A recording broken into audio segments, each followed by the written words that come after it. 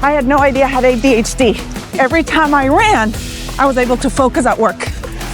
After the age of 30, Okay. about 90% of the population will never sprint again. Life changes when you start incorporating physical activity. It changes your energy levels, your mood. It changes your perspective in life. Can you imagine the society Oh my God. of healed, emotionally available adults? Yeah. Can you imagine their children? What you're not addressing when you're taking Ozempic is the actual issue on why that person is overweight. It doesn't really matter how your body reacts, because if your mind reacts well, your body's gonna follow. The number one killer right now of women is... Hi, my name is Kat. Join me on my morning run to talk about running, work, and life in between. I hope you enjoy this episode. All right, good morning. Good morning, good morning. Our viewers, today on our run, we have Maggie Lentz, who is a finisher of 7 major marathons. We'll talk about that. She's an educator, an entrepreneur, person who just loves skincare. Yes. And a person who really taught me the basics of running. We're very happy to have you on the run. Good morning. Good morning. Thank you so much for having me.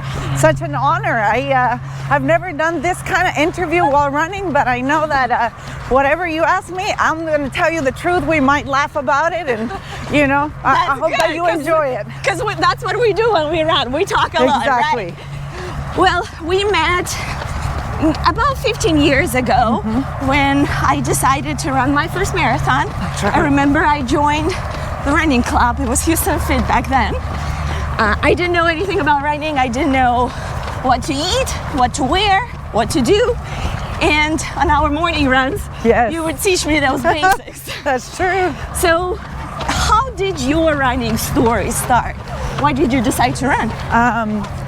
Well, it was really, it wasn't one of those things that you're just like, oh, I want to get fit or anything like that. It was really a coping mechanism after I lost my father. Oh, wow. So when I had been an athlete my whole entire life, and I didn't know at that time, nobody was telling you, exercise goes as therapy. Nobody.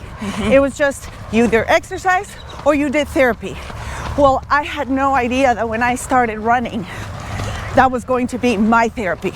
Yeah. So it just became somewhere where I could just be myself, wouldn't have to answer any questions, wouldn't have to think much. And I used to win a lot of arguments with myself, about life, about what I wanted to do with my life. And it just kind of started from there. Okay. And then it just kind of took off after I met my now husband.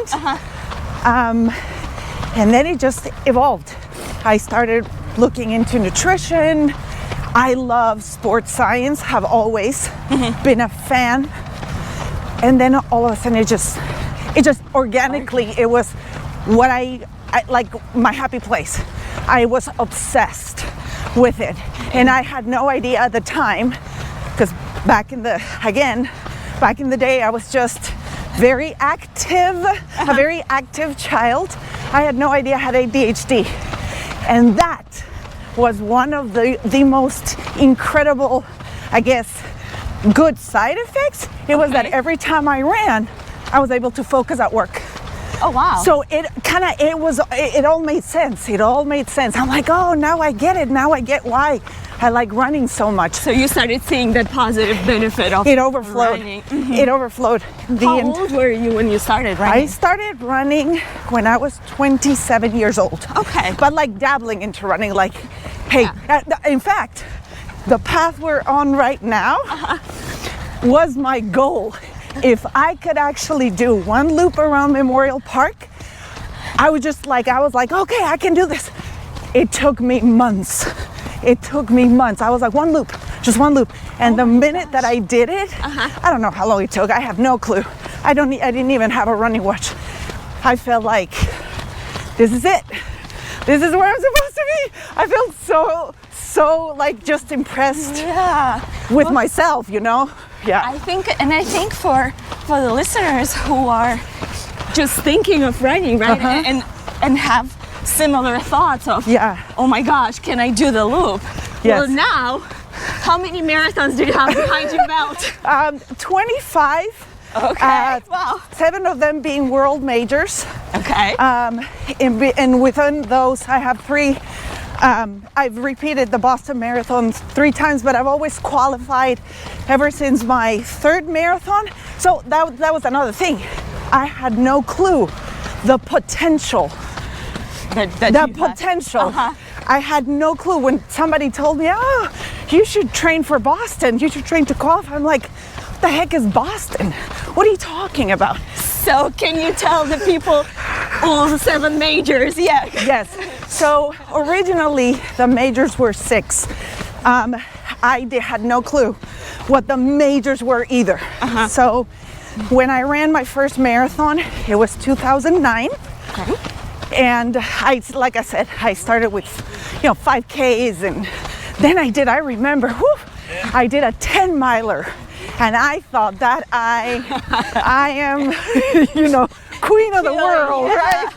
And then somebody said, why don't you do a half? Did it, and anyway, so when I did my first marathon, the Chevron Houston Marathon, and I trained for it, they were talking about Boston this, Boston that. I'm like, what is that? Anyway, I signed up to run the Chicago Marathon without knowing that it was a world major. Okay. So this was back in 2011. Okay. I ran it, wonderful, got my medal, didn't think any of it. The next time I ran the next major, and again, I didn't know it was a major. I qualified for Boston, ran Boston. Then I get picked in the lottery to run New York. And when I go to the expo in New York, I see this booth that says World Majors, and I'm like, what is this? And there's a wall with names. And I'm like, who are these people? They gotta be like this incredible. They're like, these are the people who have completed the World Majors. And I'm like, but what does that entail? And of course they said, Chicago, I'm like, done. Boston, done. New York, I'm about to do it. Okay, what are the other ones? And then they bring the news. Oh, it's Berlin, Tokyo, and London. And I'm like, what? Who goes overseas to run? Like, that's just for Olympians, right? That's what I thought. And then I thought, seriously? How cool would that be if I could actually do it? Like, me, like I would never think that was gonna be. So finally, where there's a will, there's a way. When you hold enough focus on something, the energy just kind of aligns, and you work for it, right? Yes. You have to keep working on your body. You have to keep working. I mean, you have to financially, work and save, because it's expensive. It's expensive, it is. And then so I did. My first overseas was Berlin, and it was amazing. Is the race? The race is beautiful. Yes. So, finishing in the Brandenburg Gate, this is insane. Then I did London, and that was by far the most beautiful one. Really? Oh my gosh, you gotta do it. Unbelievable. And then, of course, and to finish it off, because I also remember within all of this, there was COVID. Okay. So we had to wait, and we had to, it was all kinds of, and then when I had signed up so many times for Tokyo, and I wouldn't make it. And all of a sudden I started signing up for like the lotteries where you run a little race here and there, and then put your name in. And the 5th time I got picked. That's a commitment. Oh my desire. God. Yeah. It was like, so I got picked, I run Tokyo, they gave me my medal, and I was like, oh my gosh, I'm done. I mean, it was the most incredible feeling because of the privilege that everything, right? Yes. You're no longer, your name's on a wall that travels the world. And I got to be Oh, I didn't realize that. Yes. That's the world the world travels. And you get to, oh, by the way, I was flexing my medal everywhere. Like, I was like, oh my God, I got my medal. I was taking it, I took it to Mount Fuji. I was like, yes, it was incredible. You're one of those that they show on Instagram. I am by one the of way. those, okay? I just completed the marathon. Did you know that? It took me from 2011 to 2023 to complete the world majors. So Wow. think about that. It's a long time, right? Yes. And but If you But- want to give up. look at Exactly. this, right? but then they announced, well, there might be a 7th, and I'm like, I thought I was done. I thought I was done. And of course, you can't be done, right? Yes. But the beautiful thing was that, and you know, again, wherever your focus goes, your energy flows. I always say when you want something, you just gotta put it out there, and you just gotta hold that belief and live as if you're going to do it. Yes. Like that, let's go, right? Yes. Have that mentality. Well, I didn't know that the World Championships for the Masters World Championships, the age group, were going to be held in Sydney. Okay. And I get an email saying, congratulations, you have been chosen to run the World Championships in Sydney. And I'm like, wait, what? Sydney? Why Sydney? And that's when they broke the news. Oh You my guys God. would be the first group of runners who have completed the 7th World Major, and you will get your... And I cried. I was like, what? So I became, actually, it was 3 of us, 3 women from Ecuador, because that's where I'm from, right? Yes. 3 women from Ecuador in their 40s, 50s, and 60s that were the first Ecuadorian people who completed the 7th World Major. Oh my God. It was it's like- such an accomplishment. No, I mean, I started trying to run Memorial Park. That's how I started. And then here I am. And I don't know if I told you this or you knew, but when I ran Tokyo, we were granted a Guinness World Record. No, I didn't know that. Yeah. So I have a Guinness World Record plaque, and I will never, I guess it's so ridiculous to think that something so, I never knew the potential. Let's just put it that way. And that's one of the reasons why I became a coach, because I'm like, you have just scratched the surface. I wish everybody could see the potential inside of them, because a lot of people don't. And I hope that I, bring that out of people. So, yeah. And we'll talk about coaching in just a little Yeah. bit. By the way, if Maggie just inspired you to run one of the majors, drop a comment below. But why do you think so many runners are inspired to run the majors? Oh, because it's something so special, because it's something so unique. And when you're in that group of people, which is at the moment, I think it's about 11,000 of us in the world. It's not like, it's just, you do never. It's like, I don't know how to say. Well, okay, here, I think this is what it is, especially to me. I think that when you're in that group, it's what it felt the first time that I put on the Boston Marathon jacket. That you're like, wow, I am running, and this is the only sport in the world that allows this. You're running with the great ones in the same stage. You cannot do that in any sport. That's a good You point. cannot do that in basketball. You can't play with Michael Jordan, no matter how good you are, right? Yes. Like you cannot play golf with Tiger Woods, no matter. But what you can do is sign up for a major and run with the greatest and see world records. And it's like, wow, I'm one of them. And I think it's fantastic. like, that's just for, like, Yes. yeah. That elevates. What was the hardest part or what was the hardest race for you? I think New York was to me, and I hear from different like Instagram runners that have run all the majors. I've heard this many times that New York is technically the hardest one, even though elevation-wise, Boston would be, you know, More physically challenging. But I don't know if it's the amount of like all the things that you have to go through before you get to New York. Okay. You're not really, I mean, people love it.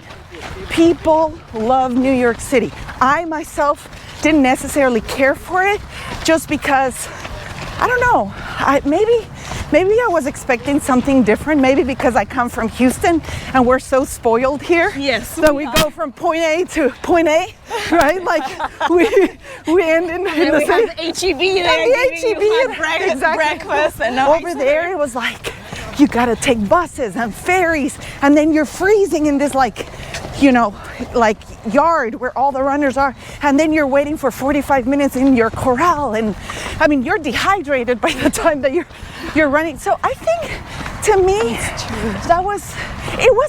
it wasn't what I was expecting. It wasn't the magical moment that and then at the end of the day, with miles walked and miles ran, I ended up doing 38 miles. Wow. Yes. It's a lot. It's a lot. It's a lot. So that was the hardest to me. Now, was it an incredible experience? By all means. But that was it. So in the moment, and we all have them as runners, when you run and your body starts giving up, or you start giving up mentally. Yes. Right? What do you tell yourself, or what do you do to push through and finish strong? So I'm a believer in mantras. Okay. I am a big believer that your mind hears what your mouth is saying. So I do actually cheer myself out loud, like a coach would. Okay. Like, come on, let's go, right? Like push. But what I always tell myself when I'm in those moments of doubt and pain, and I'm like, oh my gosh, I always think of this wonderful, I was very lucky, very privileged to meet Steve Magnus, which is a wonderful, wonderful world-renowned coach. And he told me this, and I said, I will never forget that, and I hope that your listeners remember this. When you are at the point where you think you can't go anymore, that's not even close to your actual pain threshold. It's your mind telling you you can't. But literally, people have cut their arms, they have walked with broken limbs, they have burned their bodies, and they can still go. How can you, running a race, not go? You see what I mean? Yes. So I'm like, I always think, I'm not close. I'm not even close. I've given birth to 2 children. I'm not even close. Go. Stop thinking that you're in pain. Welcome the pain. Welcome, embrace the pain, Kate, and keep going. And then just, you have to make it like it's a normal thing that it's gonna suck at some point. It would. It's going to suck, and you are that much more resilient and gritty and just phenomenal for doing something that not a lot of people are afraid of running. I don't know if you know that. They're afraid of running. Why? Because they're afraid not to complete something they said they were going to do. So they might not, they're not going to try. They don't want to start. So I'm like, why are you afraid? Oh, and I don't know if you know this, and this is something that makes me feel very, very special.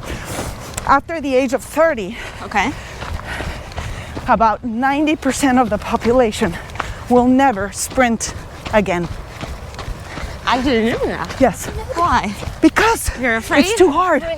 It's that you're afraid. I can't. I noticed that in general as I talk to people who are getting older. Yes. They become, and I understand why to an extent, more hesitant to try new things, or try new sports because they would say, oh, I'll get injured. I don't want to mess up my knees, so I better stay home sick. Yeah. I don't want to do this. And I mean, I don't want to be judgmental to anyone, right? Right. But something could happen even walking. Absolutely. You can fall home at home too. Well, that's very inspiring. So that leads me to your coaching business, right? Yes. You are certified running coach. Yes. And you're a certified health and wellness coach. Yes, ma'am. So you already mentioned that you decided to do that because you saw the potential. Absolutely. I have 4 pillars that I have found. Yeah, that I have found that work for, like, I can apply them in any area of my life. Okay. That will get me to be where my vibe is at, like that I vibe right. One is leadership. I love leading. 2 is educating. That is my favorite thing to do, is just, be an educator to anybody, right? Yes. Adults, kids. 3, service. If I can help you with anything, I will do it. And thank you for being here this morning. That's a proof to it. And then 4, I want to inspire.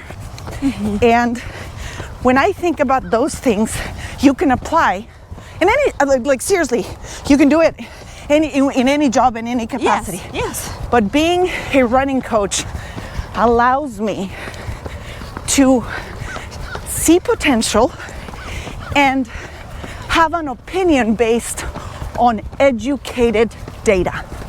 So I'm not, when I talk to my runners or I talk to my, my clients, I always say, why are you not, or why do you think, or why, I want to uncover their fears. Okay.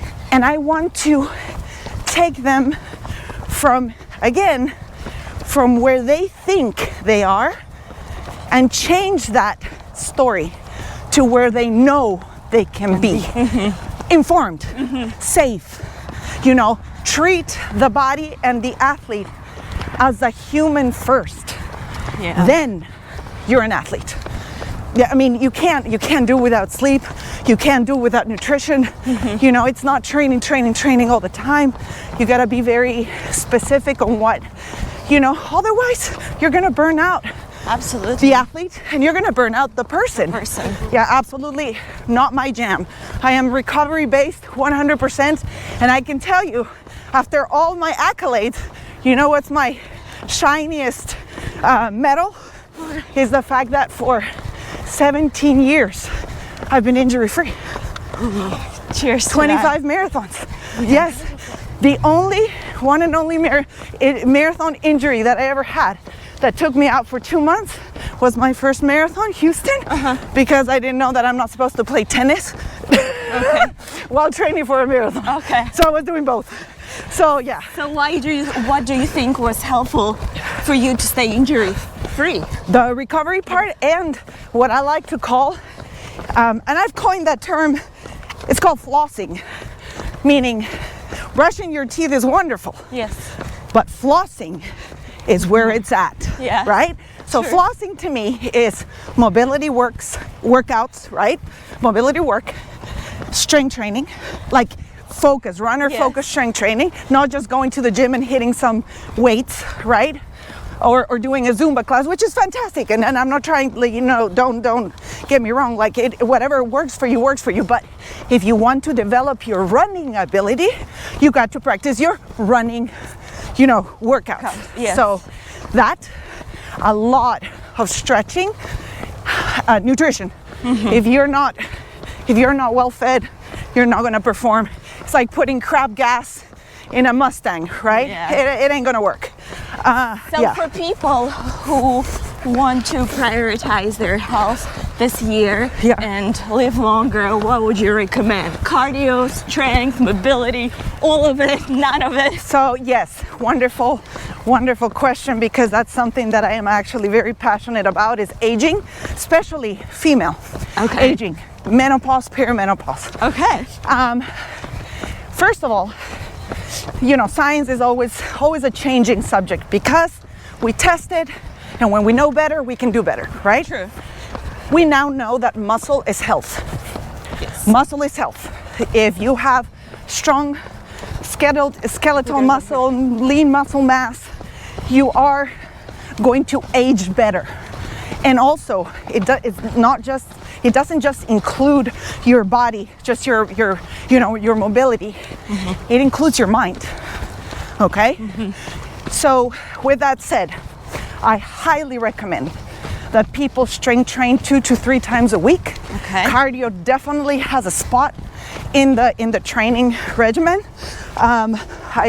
For sure. I mean, you know, your heart and absolutely walking, hiking, mm-hmm. okay, yoga, Pilates, things like that do not, because you have to have some very active. Another wonderful cardio exercise, system that you can use is high intensity interval training. That's what I teach, right? And it doesn't require for you to do 40 minutes of that, 20 minutes, mm-hmm. and you're done, right? Mm-hmm. Because you're going.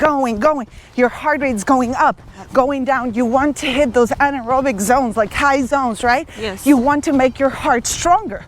And I'm saying this also with, you want to make your heart stronger, but you also want to have recovery. So walking is a secret jewel. You look at any, civilization that has walking as a parameter for anything, for their living, for their, for transportation, whatever. Mm-hmm. And you see long living, human beings. So, yeah. That's great. And yeah. I'm a big believer of combining all of it. Oh, absolutely. And and of course it also depends on the person, on the athlete, right? Some things work better in terms of training, but I've noticed that. But not everyone's an athlete, right? True. Not everyone's an athlete. A lot of people that might be listening to this podcast are going to be saying, hey, I'm not an athlete, but can you become? Of course you can become. You say what you are, you say, right? Put it out there. Yes. Put it out there. You're just one decision away to becoming one. So, mm-hmm. yeah. Have you seen from the clients that you had that their quality of life improved as they started incorporating physical activity in their lives? Oh my gosh. I can't even tell you, because that was the wish that I had. I think going back full circle to the day that my father passed, right? Uh-huh. I wish somebody would have told him that. I wish he would have had that guidance. And I think that, to me, that's a way of paying forward. I see. What I wish, absolutely. Life changes when you start incorporating physical activity. It changes your energy levels, your mood. It changes your perspective in life. It connects you with people.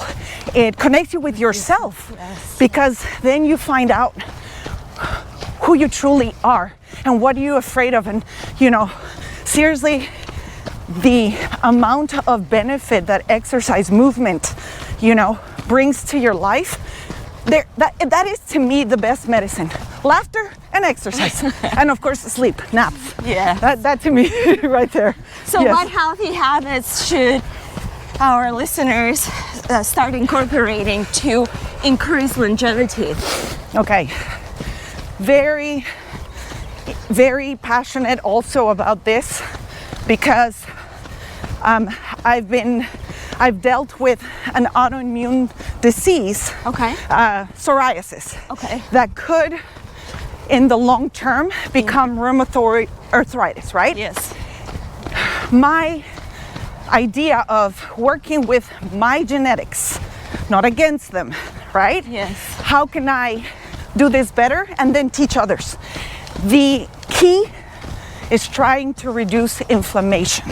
Mm-hmm. Inflammation is the cause of most lifestyle diseases. So when you're eating foods that inflame your gut. When you're depriving your gut, because it all starts right here, right? This is our second brain.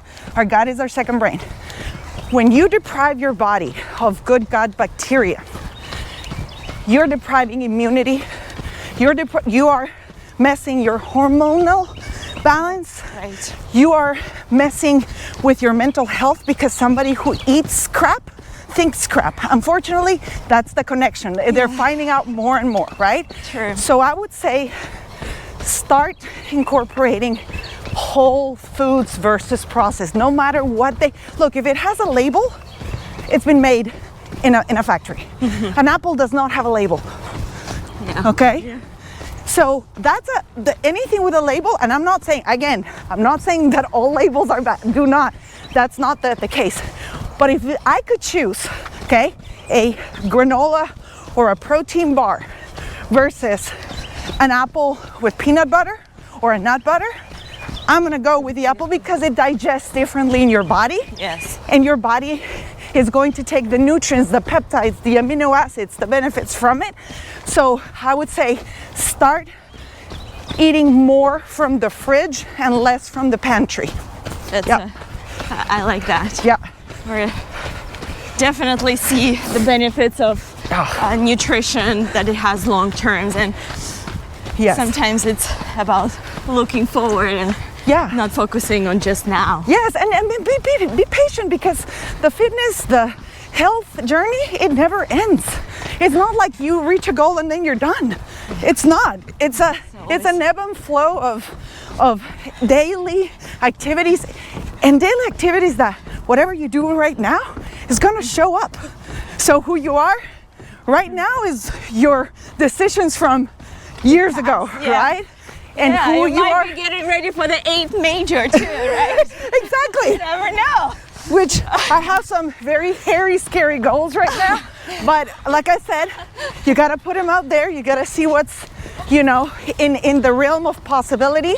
But then also add a little touch of magic, because possibility is only what you've been able to see and do. Yes. Right? Yes. But again, potential. Potential. What one supplement that you would recommend every woman should take, and then same for man?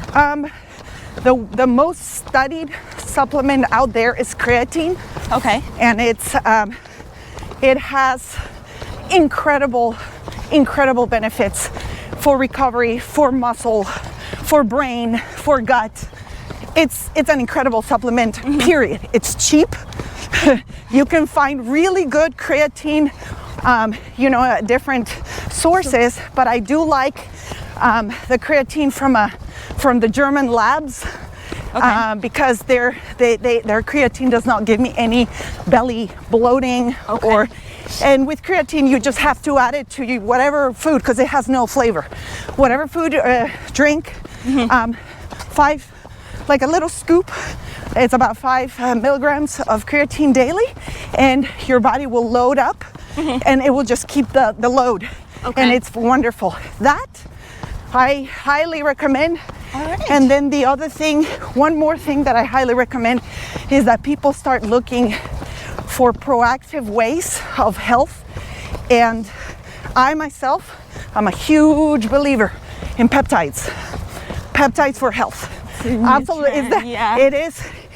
When you take peptides, you're unlocking your body's DNA to be able to perform the functions that your body already does. So nothing changes. Okay. It just gives it a little boost. So it's like running with sandals versus running with shoes. Okay. Right? It's like that, right? It's that boost that you need to have your body perform better. Yeah. Interesting. Yep. We're gonna explore that. I've been hearing about this trend more, but I had to be honest, I'm not using them yet. Yeah. Yeah, we're gonna post the links for those if you're interested in Absolutely. exploring more. On your work page, you say that you focus on helping your customers with find the connection Yes. between mental health Yes. and physical health. Why did you decide to do that, to focus on this area specifically? And do you think there is a connection out there. It's a straightforward connection. I focused on that mainly because, like I said, I think it's the best kind of medicine. Okay. Because I think it should be recommended more by people. I know they say, go for a walk. It literally, 10 minutes of an activity literally will boost your levels of serotonin and dopamine. Like, it is just, but this is what I think. You can have very incredibly, fit looking body, but what's happening in here? What is happening in here is not the same as what's happening in here, but it will catch up. Okay. It will catch up eventually because the mind is a powerful thing. And if you cannot, think about if people would take care, like if they, how you hire a coach for your body. What about hiring a coach for your mind? Okay, can you imagine the society? Oh my God. Of healed, emotionally available adults? Yeah. Can you imagine their children seeing that? Can you imagine society would, and unfortunately, it's not available for everybody. So guess what is available for everybody? This right here, right? Yeah. If you don't have time to hire or money or, someone, maybe go through therapy or go to, meditation sessions or do any of that, move. This is it. So that's the connection that I find. It's actually, to me, the most powerful antidote to having once your mind is well, it doesn't really, it's not like your body is not going to be well, but it doesn't really matter how your body reacts, because if your mind reacts well, your body's going to follow, right? Absolutely. So that's why. That's a good point. And, I'm going to turn here. You said that you don't have the resources, but you can go move or go run, right? But then I think also through that running, you meet the community of people that uplift you so much, right? It is. And they start pushing you forward, motivating you like you probably did. Yes. A bunch of people now who want to sign up for majors. And that definitely changes the community. Your life. No matter where you go, where you see runners, you're like, oh, like, those are my people. Hello. And you are more like, it's almost like we belong to the same nationality, right? We're like, we speak the same language. Yes. We get excited about the same We get excited about the little things, right? Yeah. And I think that the community in running has a mentality of we are bonded in pain. Yeah. We know what it takes to, yes, we know what it takes to, nobody wants to be out there at 4:30 a.m. in the cold training. We were just talking about it this morning. Why in the world? Saturday morning, right? Not just. Yeah. Why? You know why? Because we want to do better. Yeah. That's all of us in all areas of life. Right. Because we want to be better people, because we want to show our kids, because we want to show the world that there's someone inside of me that can do things that I thought I never could. I never thought that I could do. And so look at me now. I'm running. I'm out at 4:30 in the morning, and then we post these dumb pictures. Woohoo! 18 miles, and people are like, y'all just, y'all just nuts. That's very true. That's very true. Yeah. Well, let's just change the topic a little bit, because I think it's been a hot topic in the news, Ozempic, right? Yes.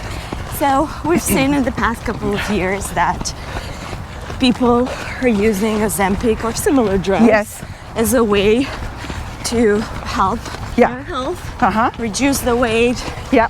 Do you think Ozempic or drugs like that could contribute or help the health of an average person? So in my opinion, I have family members who have used it for different reasons. Ozempic has a place. Like any drug has a place. It's not really in some instances, it's not addressing the problem. Okay. Some people just cannot lower their A1C, their glucose, right? True. They can't lower it. It has a place. Yes. Because, their organs are not functioning. That's very true. So absolutely it has a place. Yes. Now, what you're not addressing when you're taking Ozempic is the actual issue on why that person is overweight. Now, there's a lot out there we don't yet know about obesity. We're starting to find out more things. For example, something that I did not know is that your body, when it has too much food, when you're in a state of, hyper obesity, your body cannot hold all that fat. So all of a sudden, it just overflows everywhere. It's almost like the body, it's just bursting, right? Mm-hmm. And what that does, and this is unfortunate, is the number one killer right now of women is fatty liver. Okay. Yes.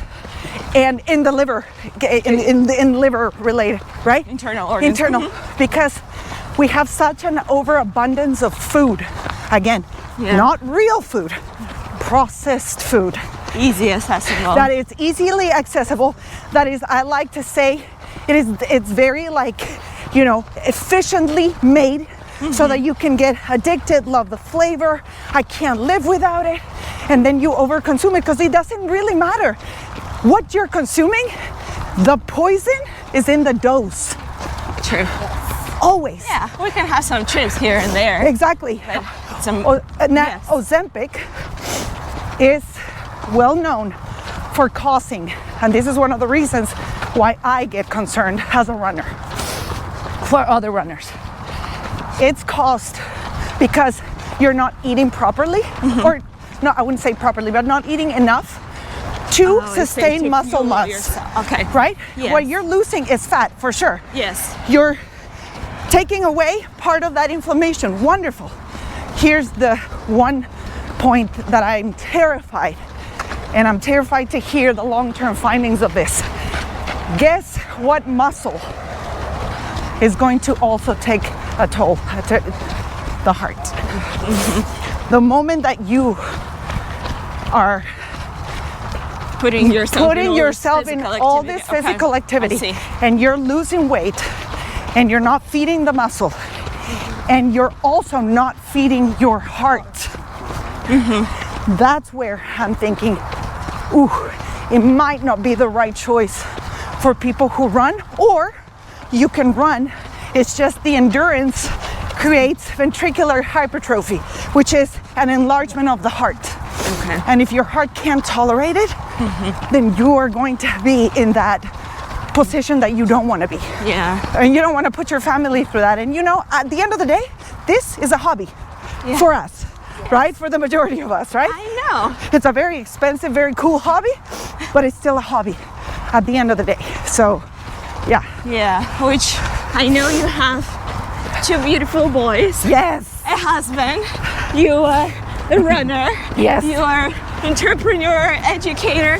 Where do you find time for all of this? Girl, you find time when it's a priority.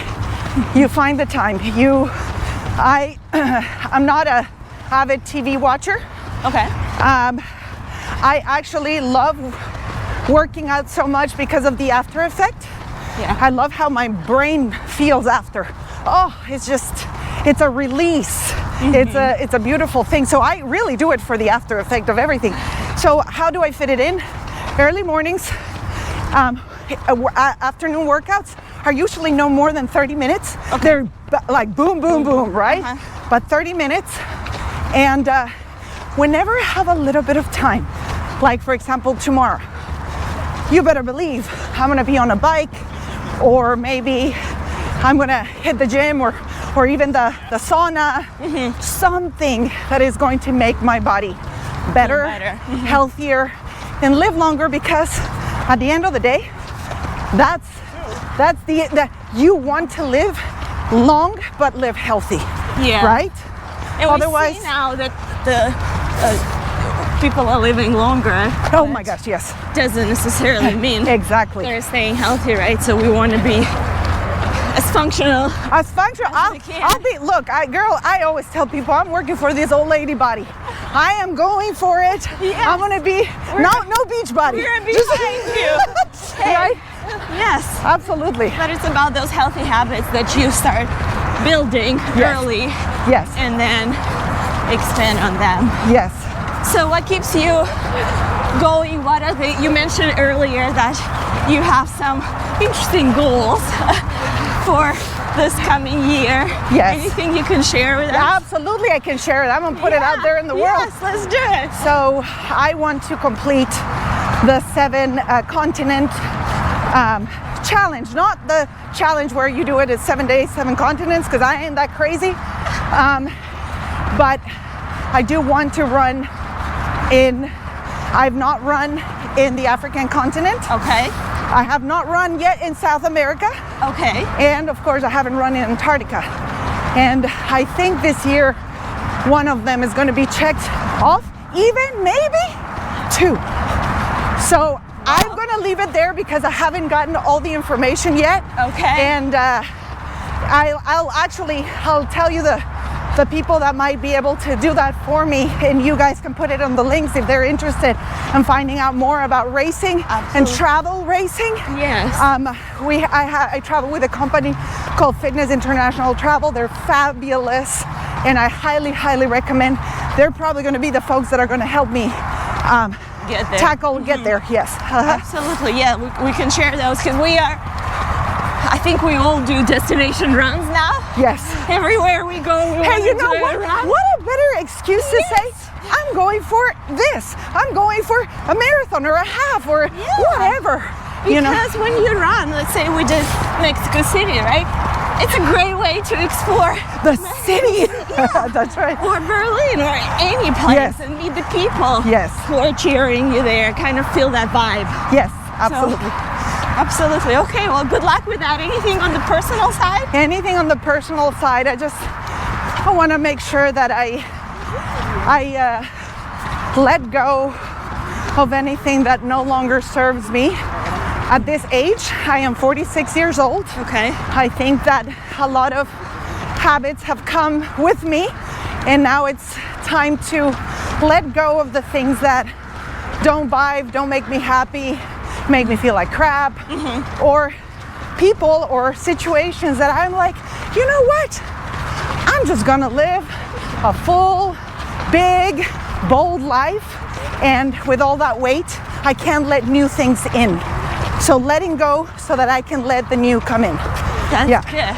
Well, every time I see you, it's like you don't change, only look prettier and prettier. Thank Are you. you swimming in the fountain of youth out there? We love your healthy habits, and I think they will inspire others as well. What did running teach you? It taught me that I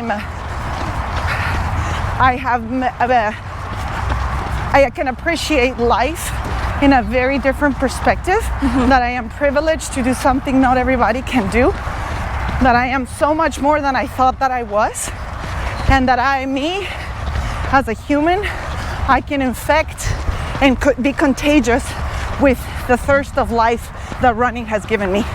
And I hope that I do that. I hope that I leave this world a more enthusiastic running place.